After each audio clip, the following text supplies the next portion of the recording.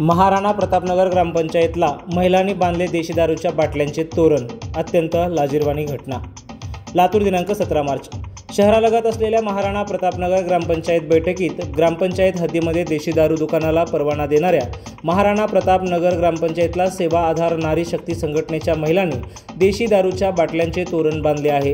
यामुळे ही घटना अत्यंत लाजिरवाणी असून महिलांनी मोठा रोष व्यक्त केला आहे।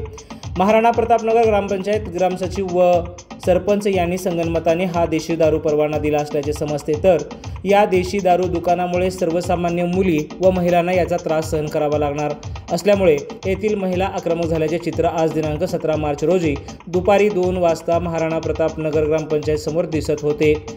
हा परवाना तात्काळ रद्द करण्यात यावा, अन्यथा याहीपेक्षा उग्र आंदोलन छेडण्यात येईल असा इशाराही सेवा आधार नारी शक्ती संघटनेच्या महिलांनी दिला आहे।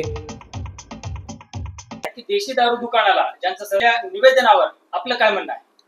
दिलेल्या निवेदनावर माझं असं म्हणणं आहे की ते दारू दुकान होणार नाही इथं, कारण माझ्याच गावात आहे, माझ्याच महिला आहेत सगळ्या, आणि त्यांचा संसार उद्ध्वस्त झालेला मी बघू शकणार नाही। ते नक्कीच कॅन्सल पुढच्या ग्रामसभेमध्ये करून घेऊ आपण। जर ते पुढच्या ग्रामसभेमध्ये नाही कॅन्सल झालं तर त्याला जबाबदारी ग्रामपंचायतची असेल का?